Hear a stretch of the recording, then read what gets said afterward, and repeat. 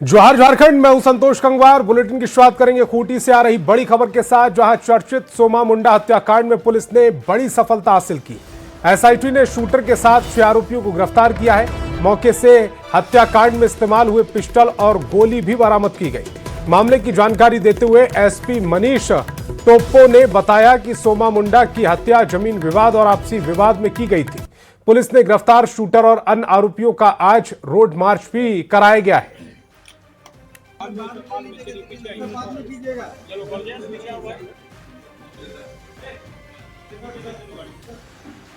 इस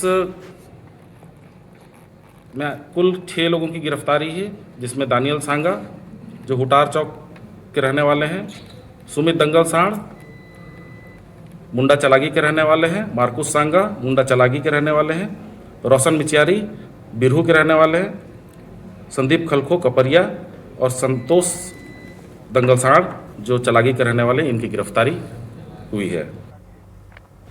खबर रामगढ़ से, जहां 79 लाख रुपए साइबर फ्रॉड करने के आरोपी को महाराष्ट्र के थाने पुलिस ने रामगढ़ पुलिस के सहयोग से गिरफ्तार किया है। 3 जनवरी 2026 को महाराष्ट्र के थाने में 79 लाख रुपए साइबर ठगी का मामला दर्ज कराया गया था। महाराष्ट्र की थाने पुलिस मोबाइल लोकेशन ट्रैक करते हुए और अकाउंट डिटेल्स के आधार पर रामगढ़ पहुंची और स्थानीय पुलिस के सहयोग से छापेमारी करते हुए आरोपी आशीष को गिरफ्तार कर लिया। पुलिस ने 15 लाख रुपए को आरोपी के अकाउंट में होल्ड भी करा दिया गया है। फ्रॉड का मामला प्रतिबंधित हुआ था, जिसमें इन्फॉर्मेंट के साथ 79 लाख रुपए की ठगी साइबर क्रिमिनल्स के द्वारा की गई थी। कांड के अनुसंधानकर्ता और महाराष्ट्र पुलिस की टीम लोकेशन ट्रैक करते हुए और अकाउंट डिटेल के आधार पर यहाँ के छापेमारी की। तो छापेमारी के क्रम में गुरु नानक मोहल्ला रामगढ़ से एक व्यक्ति जिसका नाम आशीष कुमार सिंह पिता नवीन कुमार सिंह है, जिसको कि डिटेन किया गया है और उसके अकाउंट में कुल 49 लाख रुपए की राशि आई थी, जिसे आशीष कुमार सिंह के द्वारा उसी दिन 35 लाख रुपए की राशि अन्य भिन्न खातों में ट्रांसफर की गई थी और 15 लाख रुपए की राशि को अनुसंधान के क्रम में होल्ड कराया गया है। और खबर धनबाद से, जहां जोरा पोखर थाना क्षेत्र में 3 लोगों को जिंदा जलाने की कोशिश की गई। जेएमएम नेता मदन राम पर 3 लोगों को पेट्रोल डालकर जलाने का आरोप लगा है। गंभीर रूप से झुलसे सभी लोगों का इलाज अस्पताल में चल रहा है। आरोप है कि गुमटी दुकान को लेकर हुए विवाद में मदन राम ने अपने ही चचेरे भाई उत्सव राम, विवेक राम और विनायक गुप्ता पर पेट्रोल डालकर आग लगा दी। कि जब मेरे भाई वहाँ पर उस गुमटी वाले के साथ कुछ बहस हुआ तो वो बीच में अपने आ गया और आके गुमटी वाले के जब पक्ष से वो मेरे भाई के साथ वो वहाँ पर बहस करने लगा तो वो भी उसके सब विरोध करने पर उसको गुस्सा आया। जब वो देखा कि हम इससे नहीं सक पा रहे तो वो क्या किया कि वहाँ पर वो पेट्रोल बेचता गुमटी वाला, उससे एक पेट्रोल का डिब्बा मांगा जिसमें पेट्रोल भरा हुआ था, वो पेट्रोल उसके ऊपर डाल दिया। उसके बाद उसका लाइटर वहाँ पर था सिगरेट जलाने वाला, उस सिगरेट वाला लाइटर को उसको जलाने का कोशिश किया, लेकिन ये पूरा जानलेवा हमला था हम लोगों का। हम अगर टाइम पर नहीं पहुँचे, अगर हम पहुँचते तो हो सकता है कि मेरे ऊपर भी होता, क्योंकि हम लोगों के साथ उनका ज़मीन वगैरह का अपना ये सब लड़ाई है, घर उर का लड़ाई है। ये अंकित हैं और उत्सव और ये विनय गुप्ता, इनके द्वारा मदन राम का नाम। और नगर निकाय चुनाव को लेकर रांची समेत राज्यभर में आदर्श आचार संहिता लागू कर दी गई है, लेकिन आचार संहिता लागू होने के बावजूद रांची में आचार संहिता के उल्लंघन की तस्वीर सामने आ रही, जहां सार्वजनिक जगहों पर कई लोगों ने अभी अपने चुनावी पोस्टर लगाए हुए हैं। मौके से अधिक जानकारी दे रहे हैं संवाददाता गौरव झा। और झारखंड में नगर निकाय चुनाव की घोषणा होते ही सियासी हलचल तेज हो गई। शहर की सरकार बनाने की जंग से पहले ही सत्ताधारी संगठन में दरार के संकेत मिलने लगे। दलगत नहीं होने वाले इस चुनाव में भी राजनीति पूरी तरह से दलों के रंग में रंगती दिख रही है। अब जेएमएम और कांग्रेस एक दूसरे से अलग अलग चलने की राह पकड़ते नजर आ रहे हैं। झारखंड में निकाय चुनाव की घोषणा हो गई, लेकिन आदर्श आचार संहिता के उल्लंघन की तस्वीर भी राजधानी रांची से देखने को मिल रही है। कल निकाय चुनाव की घोषणा हुई, नियमतः जब तक नामांकन नहीं दर्ज कर लिया जाता तब तक किसी को चुनाव प्रचार नहीं करना है। लेकिन राजधानी रांची के रईसाई इलाके में अब देखिए बरियातू का ये इलाका है और मॉडल कोड ऑफ कंडक्ट को किस तरीके से यहाँ उल्लंघन किया जा रहा उसकी ये जीती जागती तस्वीर है कि नगर निकाय चुनाव की घोषणा के बाद जब आपको चुनाव प्रचार की इजाजत अभी नहीं है तो भी आपको वार्ड नंबर 4 में इस तरीके की तस्वीर देखने को मिल जाएगी, जहां वार्ड पार्षद प्रत्याशी के रूप में आपको यहां पोस्टर में नाम भी दिख जाएगा कि राजकुमार यादव वार्ड पार्षद के प्रत्याशी के तौर पर हैं। अगर चुनाव के नियमों की माने तो जब चुनाव की घोषणा हुई है तो 23 से लेकर 27 तक यानी 23 तारीख को वोटिंग और 27 तारीख को जो रिजल्ट है वो आना है। इस बीच अगर चुनाव प्रचार की बात करें तो नामांकन दर्ज होने के बाद जो चुनाव प्रचार की प्रक्रिया है वो प्रारंभ होगी। कल स्पष्टता के साथ जो चुनाव आयुक्त हैं उन्होंने कहा था राज्य चुनाव आयुक्त अलका तिवारी ने कि आज से model code of conduct Jharkhand में लागू हो गया है, यानी इस दौरान आप चुनावी प्रचार नहीं कर सकते हैं जब तक कि नामांकन नहीं हो जाता। और यहां नामांकन से पहले ही आपको चुनावी प्रचार की तस्वीरें राजधानी रांची में देखने को मिलती है। कैमरा पर्सन प्रभाकर के साथ गौरव झा, न्यूज 18 रांची। तो रांची से आचार संहिता लागू होने के बाद हमारे सहयोगी गौरव झा की रिपोर्ट आप देख रहे थे। खबरों में आगे बढ़ेंगे। झारखंड में नगर निकाय चुनाव की घोषणा होते ही सियासी हलचल तेज हो गई। शहर की सरकार बनाने की जंग से पहले ही सत्ताधारी गठबंधन में दरार के संकेत मिलने लगे। दलगत नहीं होने वाले इस चुनाव में भी राजनीति पूरी तरह दलों के रंग में रंगती दिख रही है और जेएमएम और कांग्रेस एक दूसरे से अलग राह पर चलते नजर आ रहे हैं। हमारा गठबंधन विधानसभा चुनाव के लिए था, हमारा गठबंधन लोकसभा चुनाव के लिए था। अब अगर हमारे कार्यकर्ता अगर चुनाव लड़ना चाहते हैं तो कांग्रेस के कार्यकर्ता भी पूरी मजबूती के साथ चुनाव लड़ेंगे। हम एक प्रयास करेंगे कि गठबंधन के अंदर एका बने, लेकिन वो हमारे लिए भी कोई महत्वपूर्ण नहीं है। महत्वपूर्ण इसलिए नहीं है कि निकाय का चुनाव है, दलगत चुनाव हो नहीं रहे हैं, तो स्वाभाविक तौर पे जो हमारे कार्यकर्ता जमीनी स्तर पे काम कर रहे हैं उनको भी मौका मिलना चाहिए। पार्टी अपने फायदे से ज्यादा ये सोच रही है कि जब दलीय आधार पर चुनाव नहीं होगा तो छोटे स्तर पर काम करने वाले समाज सेवी जो राजनीति का हिस्सा है, तो नगर निकाय का चुनाव हो या फिर वो पंचायती राज का चुनाव हो, वैसे लोग जो पार्टी टिकट के अलावे भी चुनाव का सोचते हैं। हमारे पार्टी के भी कर्मठ कोई कार्यकर्ता जो जनता के बीच रहते हैं चुनाव लड़ेंगे और पार्टी को लगता है कि योग्य है तो उनको समर्थन दिया जाएगा। और धनबाद में बार एसोसिएशन से जुड़े सभी अधिवक्ताओं ने जोरदार विरोध प्रदर्शन किया है। दरअसल सदर अस्पताल परिसर के अंदर ही धनबाद बार एसोसिएशन के लिए आने जाने का एक रास्ता बना हुआ था। इसी रास्ते का इस्तेमाल अधिवक्ता कई दिनों से अपने आने जाने के लिए करते थे, जिसे जिला प्रशासन ने बाउंड्री वॉल बनाकर पूरी तरह बंद कर दिया।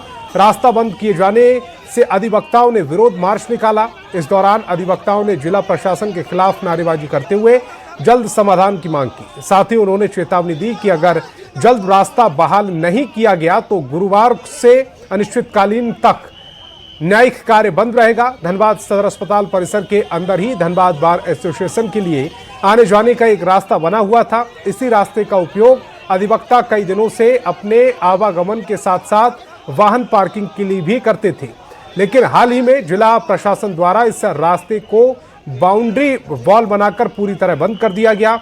इससे अधिवक्ताओं को भारी परेशानियों का सामना करना पड़ रहा है। वहीं रास्ता बंद किए जाने के विरोध में बुधवार को धनबाद बार एसोसिएशन से जुड़े सभी अधिवक्ताओं ने धनबाद कोर्ट परिसर से रणधीर वर्मा चौक तक जोरदार विरोध मार्च निकाला है। इस दौरान अधिवक्ताओं ने जिला प्रशासन के खिलाफ नारेबाजी करते हुए जल्द समाधान की मांग की। अधिवक्ताओं का कहना है कि बार एसोसिएशन की भवन भी इस मार्ग से जुड़ा हुआ है। अचानक रास्ता बंद कर दिए जाने से न केवल अधिवक्ताओं को बल्कि न्यायालय आने वाले आम लोगों को भी परेशानियों का सामना करना पड़ रहा है। बार एसोसिएशन ने आरोप लगाया कि इस मुद्दे को लेकर कई बार जिला प्रशासन से बातचीत की गई, लेकिन हर बार सिर्फ आश्वासन मिला है। समस्या अब तक कोई स्थायी समाधान नहीं निकाला गया है, जिससे अधिवक्ताओं में नाराजगी बढ़ती जा रही है। इस बार एसोसिएशन के अध्यक्ष राधेश्याम गोस्वामी ने कहा कि अधिवक्ता कानून के रक्षक हैं और हमेशा प्रशासन का सहयोग करते आए हैं। उन्होंने कहा कि प्रशासन का रवैया चिंताजनक है। उनके साथ बहुत उम्मीद के साथ एक बैठक हुई थी। हम लोगों को आश्वासन दिया गया था कि सिविल सर्जन द्वारा जिला प्रशासन के जो भी लोग गलत मंशा से अधिवक्ताओं को द्वार जो 108 साल से वहाँ खुला पड़ा था उसको बंद कर दिया गया है। उसके विरुद्ध में वे लोग बोले थे कि 27 तारीख को सभी लोग रहेंगे।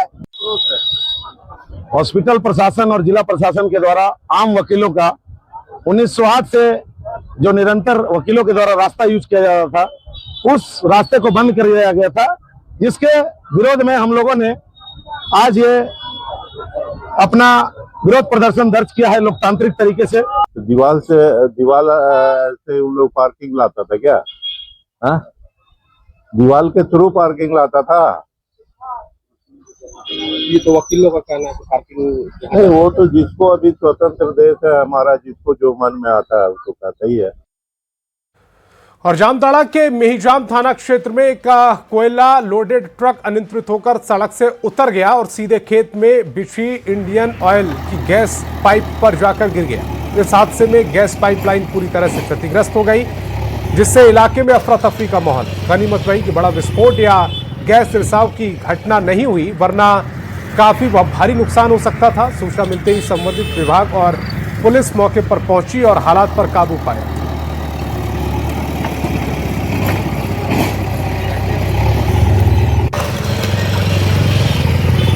बोकारो में एक लड़की के प्यार में सन की आशिक 150 फीट ऊंचे मोबाइल टावर पर चढ़ गया। घटना हरला थाना क्षेत्र की है, जहां युवक अपनी प्रेमिका से शादी करने के लिए बोकारो पहुंचा, लेकिन प्रेमिका के घर वालों ने शादी करवाने से इनकार कर दिया, जिसके बाद युवक मोबाइल टावर पर चढ़ गया और जान देने की बात कहने लगा, जिससे मौके पर अफरा तफरी मच गई। वहीं मामले की सूचना पर पहुंची पुलिस ने युवक को समझा बुझाकर किसी तरह नीचे उतारा और थाने ले आई। लड़की से बात की फोन पे, उसके बाद उसके घर वाले पहले बुला रहे थे मिलने के लिए, मैं गया नहीं और सीधे जाकर के टावर पे चढ़ गए। टावर पे चढ़ गए। क्यों? मारने के लिए। क्यों मरना था? क्यों? उसके घर वाले गाली वाली दे रहे थे मेरे फैमिली वालों को, फैमिली वाले को टॉर्चर कर रहे थे, अरेस्ट कर रहे थे। उस लड़की से आपका संपर्क कैसे हुआ? फेसबुक पे। भोजराज चंदेल नाम का लड़का जो गुना मध्य प्रदेश का रहने वाला है, वो जियो टावर बसंती मोड़ में है, उस पर चढ़ गया था। चूंकि टावर का ऊंचाई बहुत ज़्यादा था, करीब 150 फीट ऊंचा था, इधर से आवाज़ नहीं जा रहा था, तो फोन से कांटेक्ट किया गया और उसको समझा बुझाकर सकुशल उतरवा लिया। रांची के धुरवा डैम में एक युवती का शव मिलने से सनसनी फैल गई। डैम में युवती का शव तैरता हुआ मिला, जिसके बाद पुलिस मौके पर पहुंची और शव को डैम से बाहर निकाला।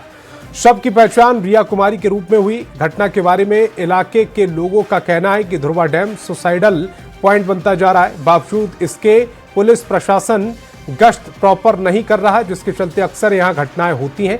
वहीं पुलिस फिलहाल आत्महत्या या हत्या सभी बिंदुओं की छानबीन कर रही है। आप देख सकते हैं कि ये सुसाइड का पॉइंट बन गया है। आए दिन प्रायः यहाँ पे जो है बॉडी मिलता है, खासकर नया लड़की लोग का, नौजवान लोगों का। तो ये जो है काफ़ी दुखनीय बात है। रिया कुमारी का भी बॉडी मिला है, हटिया निवासी, और इस धुरवा हटिया डैम पे इस तरह से घटना हुआ है, ये काफ़ी दुखनीय है।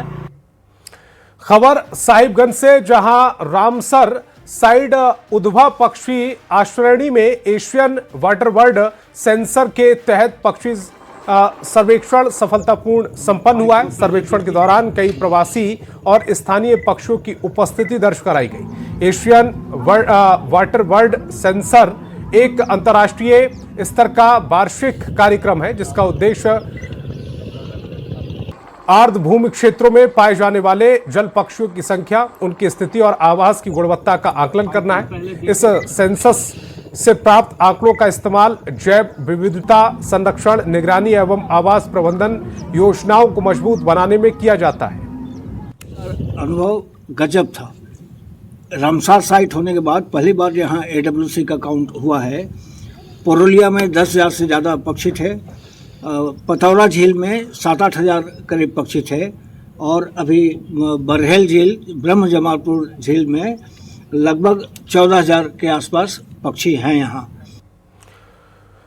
रांची में चल रहे 69वीं राष्ट्रीय स्कूली हॉकी प्रतियोगिता के दूसरे दिन रोमांचक मुकाबला देखने को मिला। झारखंड की दोनों टीमों ने जीत दर्ज की। मेजबान झारखंड की बालक टीम ने चंडीगढ़ को 3-0 से हराया, वहीं बालिका टीम ने गुजरात को 3-0 से शिकस्त दी है। रांची में 69वीं राष्ट्रीय स्कूली हॉकी प्रतियोगिता चल रही है। दूसरे दिन रोमांचक मुकाबले देखने को मिले हैं। झारखंड की दोनों टीमों ने परचम फहराया है। मेजबान झारखंड की बालक टीम ने चंडीगढ़ को 3-0 से हराया, तो इसी मार्जिन से बालिका टीम ने गुजरात को हराया।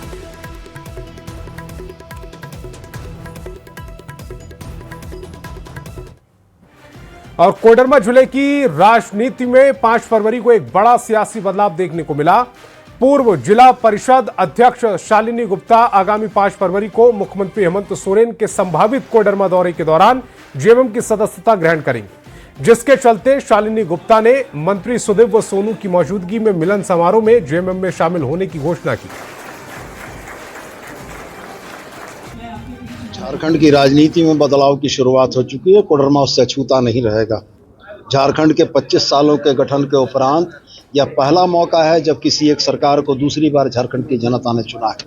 तो ये बदलाव द्योतक है इस बात का कि झारखंड में बदलाव की शुरुआत है, और अगर झारखंड में बदलाव है तो कोडरमा इसका हिस्सा है, यह भी अछूता नहीं रहेगा। राजनीति संभावनाओं का खेल है और हर चुनाव से पहले नई संभावनाएं आती हैं। उन संभावना के अनुरूप निर्णय होते हैं। राजनीतिक दल का नेतृत्व इसका निर्णय करता है। अभी काफी समय है, इंतजार। नीति आयोग के सहयोग से झारखंड में आजीविका पर बड़ी पहल की गई। इस दौरान ग्रामीण और आदिवासी आजीविका पर 1 दिवसीय कार्यशाला का आयोजन किया गया। कार्यशाला में ग्रामीण अर्थव्यवस्था मजबूत करने पर चर्चा की गई।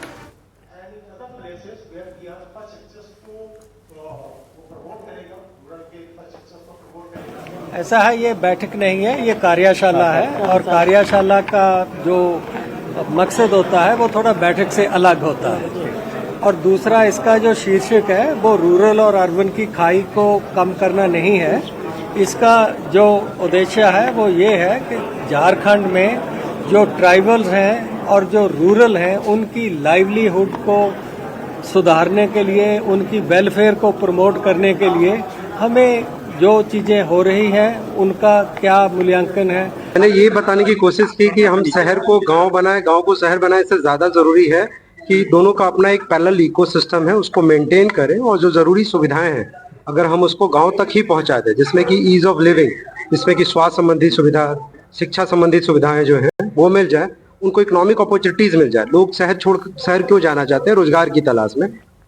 और धनबाद में 3 फरवरी से मैट्रिक और इंटरमीडिएट की परीक्षाएं शुरू हो रही हैं। परीक्षा शांतिपूर्ण तरीके से कराने को लेकर जैक बोर्ड ने दिशा निर्देश जारी कर दिए हैं। साथ ही कार्यशाला का आयोजन किया गया। कार्यशाला में डीडीसी, सिटी एसपी, डीईओ समेत सभी प्रखंड अंचल के बीडीओ, सीओ और सभी थानाध्यक्ष उपस्थित रहे। बैठक में कदाचार मुक्त शांतिपूर्ण ढंग से परीक्षा संपन्न कराने पर बल दिया गया। आप चेक कर रहे हैं लाइट्स एंड जो साहब का ऑफिस आपको मालूम चल जाएगा, लेकिन 25,000 के आसपास हमारे क्लास 10 में है और 25,000 के आसपास अप्रोक्सीमेटली 50 से 55,000 के बच्चे हमारे क्लास 10-12 में बैठे। कब से कब तक होना है? 3 फरवरी से एग्जाम स्टार्ट होगा और 59 सेंटर्स है जहाँ तक जैक द्वारा मैट्रिक और इंटरमीडिएट परीक्षा 3 फरवरी से जिले में शुभारंभ किया जाएगा। 3 फरवरी से 17 फरवरी तक मैट्रिक की परीक्षा चलेगी और 3 फरवरी से लेकर 23 फरवरी तक इंटरमीडिएट की परीक्षा चलेगी। मैट्रिक की परीक्षा में कुल 29,500 बच्चे सम्मिलित होंगे। इसके लिए हम लोगों ने 96 केंद्र बनाए हैं। काफी सुदृढ़ किस्म की प्रणाली मतलब विकसित की गई है और जैक से भी काफी सारे क्या होता है आदेश वगैरह है, जिसमें नियम वगैरह क्या बनाए गए हैं कि कैसे क्या होता है। ये टेस्ट पेपर्स है, उनको क्या होता है मूवमेंट होना है, कहाँ मजिस्ट्रेट्स की डिप्लॉयमेंट होनी है, सीएस को। और झारखंड सरकार ने प्रदेश के पुलिस बल में उत्कृष्ट कार्य और अनुकरणीय सेवा देने वाले कर्मियों को सम्मानित किया। हजारीबाग के रहने वाले assistant sub inspector Naushad Ali को उनकी विशिष्ट सेवा के लिए झारखंड राज्यपाल पदक से सम्मानित किया गया। गणतंत्र दिवस के मौके पर राज्यपाल संतोष गंगवार के हाथों उन्हें ये सम्मान मिला। सम्मान मिलने के बाद जब वह हजारीबाग पहुंचे तो उनके चेहरे पर खुशी और आत्मविश्वास देखने को मिला। राज्यपाल पदक से नवाजा गया है गणतंत्र दिवस के अवसर पर। क्या होता है ये, क्यों मिलता है आखिर ये आपको 20 साल सर्विस पूरा होना चाहिए। 20 साल सर्विस के दौरान किसी तरह का कोई सज़ा नहीं होना चाहिए, कोई अनुशासनहीनता नहीं होना चाहिए, सर्विस पीरियड अच्छा होना चाहिए, इसके बाद इसका सिलेक्शन होता है उसमें उनको। और चतरा में जंगली हाथियों का आतंक देखने को मिल रहा है, जहां सदर थाना क्षेत्र में हाथियों के झुंड ने 3 लोगों पर हमला कर दिया, जिसमें एक शख्स की मौके पर ही मौत हो गई, जबकि 2 लोग गंभीर रूप से घायल हो गए, जिन्हें इलाज के लिए रांची रिम्स और हजारीबाग रेफर कर दिया गया। वहीं ग्रामीणों का आरोप है कि इलाके में पिछले 1 हफ्ते में हाथियों का डेरा है, लेकिन वन विभाग ने अब तक कोई ठोस कदम नहीं उठाया।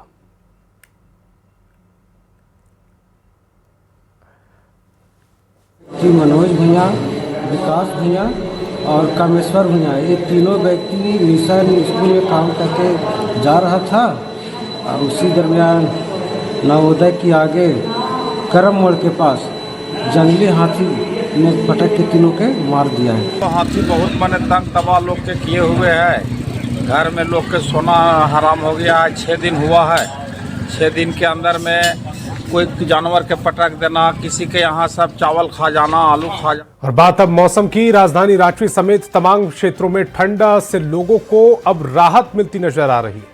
रांची के कांके का न्यूनतम पारा आज सुबह 11 डिग्री सेल्सियस दर्ज किया गया। हालांकि रांची में सुबह हर शाम लोगों को ठंडी हवा और कनकनी का एहसास हो रहा है, लेकिन आज रांची के मोराबादी मैदान में मॉर्निंग वॉकर्स ने भी ठंड से राहत की बात कही। लुका छिपी का खेल चल रहा है और खेल ऐसा है कि पारे में लगातार उतार चढ़ाव देखा जा रहा है।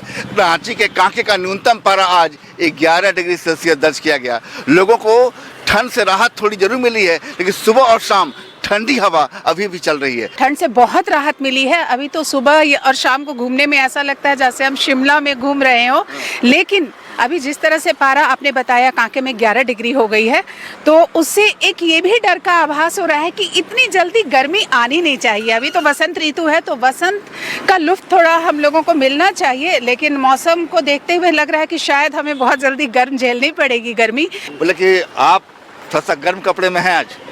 नहीं, ये गर्म कपड़ा नहीं है, ये बचाव है हमारा, है ना। आज जो है सो झारखंड का जो इन्वायरमेंट है, खास करके कांके क्षेत्र हो गया, मछलीगंज में -, डिग्री टेम्परेचर तक आ जाता है, कभी कभी बर्फबाजी भी होती है। ये सब जो है इकोलॉजिकल सिस्टम का जो बैलेंस है वो जब गड़बड़ा रहा है, इकोलॉजिकल सिस्टम में बहुत सतर्कता की जरूरत है। ठंड में आपको कभी कमी नजर आएगी तो कभी ठंड बढ़ा हुआ नजर आएगा। ऐसे में जरूरत है संभल कर और सतर्क रहने की। संजय कुमार सिन्हा, न्यूज़ 18 रांची। और वक्त एक छोटे से ब्रेक का।